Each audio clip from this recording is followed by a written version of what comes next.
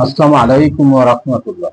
বন্ধুরা, আজকে আমি এমন একজন ভণ্ড মাদার পূজারী কোরআনের বিকৃতিকারীকে আপনাদের সম্মুখে উপস্থাপন করব, যাহার এই কোরআনের আয়াতগুলো বিকৃত করে উপস্থাপন করেছে।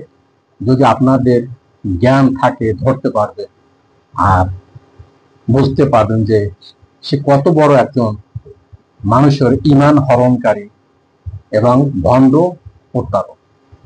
তাহলে আপনারা ভিডিওটি দেখুন এবং তাহার ভিন্নভাবে উপস্থাপন করা ব্যক্তিত্ব উপস্থাপন করা আয়াতগুলো শুনুন এবং যাচাই করে দেখুন।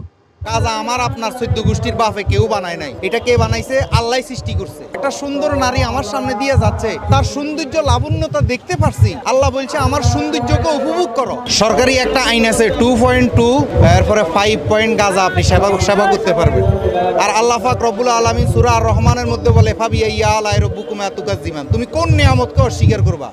গাজা আমার আপনার 14 গোষ্ঠীর বাপে কেউ বানায় নাই। এটা কে বানাইছে? আল্লাহ সৃষ্টি করছে। আল্লাহ সৃষ্টি করছে। এখন আমাদের কিছু পাগল আছে, এরা লিমিট খরচ করে ফেলে। যে কোনো জিনিস লিমিট খরচ করাই হারাম। সরকারি আইন আছে আমরা 2.2 গ্রাম গ্রহণ করতে পারবেন। এখন আপনি যারা গাঁজা খায় এদেরকে আপনি মদকা দর্পণে দিতে পারেন, এদের কারণে আপনি মাজার ভাঙতে পারেন না। যেমন আমি একটা বিড়িও খাই না, কিন্তু গাঁজা যারা খায় এটা তার ব্যক্তিগত বিষয়, তার হিসেবতেই দিবে। আল্লাহ সৃষ্টি করছে। যদি একবারে নিষিদ্ধই হইতো তাহলে আল্লাহ তো বন্ধ করে দিতে পারে। আল্লাহ এটা সৃষ্টি করে কেন? আল্লাহ এই বর্ডার দিয়া বিডিআর, আর্মি, এসএসএফ, এই গ্র্যান্ড বোমা হামলা সব কিছুর বেড়িবাঁধ পার করি এই গাঁজা কেন আমাদের কাছে পর্যন্ত পৌঁছে? নিশ্চয় এটা আল্লাহর কোনো ইশারা আছে। এটা তো আপনি আমার কোনো ক্ষমতা নাই, এটা আল্লাহর ক্ষমতা। এখানে একটা নারী, যে সুন্দর নারী, যে আমরা দুজন একসাথে যাচ্ছি, দুজনের পলক কিন্তু সেই নারীর দিকে যাবে। এটা আর শয়তান আদুকুল ইনসান, শয়তান তো মানুষের শত্রু, ধোঁকা দিতে পারে। তো এই নারীর দিকে যখন চোখ যাবে তাহলে এটাকে কিভাবে আমরা হেফাজত? এটা শোকের বিষয়, এটা আনন্দের বিষয়। একটা সুন্দর নারী আমার সামনে দিয়ে যাচ্ছে, তার সৌন্দর্য লাবণ্যতা দেখতে পারছি। আল্লাহ বলছে আমার সৌন্দর্যকে উপভোগ করো। তো একটা নারী যাচ্ছে, আমি তো এটা উপভোগ করবো, আনন্দের বিষয়। আল্লাহ তো বলছে সুন্দর জিনিস। কেন আমি কুখেয়াল করব না? আমি ওর দিকে কুখেয়াল করব না। আল্লাহ এর দিকে তাকাইয়া ভাববো যে আল্লাহ কত সুন্দর, আহা এই নারীটা এত সুন্দর।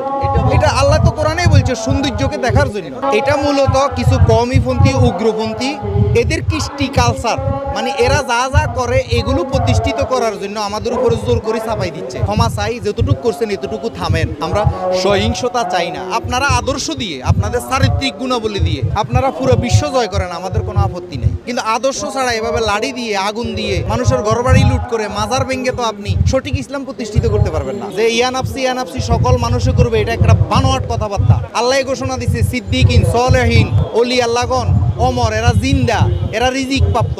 তাইলে এদেরকে মানুষের কাতারে পড়ে না, মানুষের কাতারে তারাই পড়ে। সূরা ফুরকানের 27 নম্বর আয়াতে আসছে, জালিমগণ কাল কিয়ামত দিবসে আফসোস করবে কেন একজন ওলির সাথে, রাসূলের সাথে সম্পর্ক করে নাই।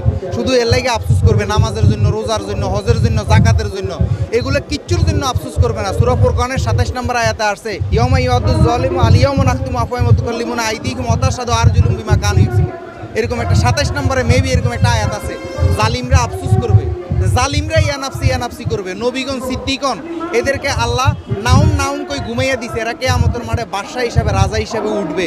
এদের কোনো চিন্তা নাই, এদের কোনো খৌফ নাই, এরা ইয়ানাফসি করবে না।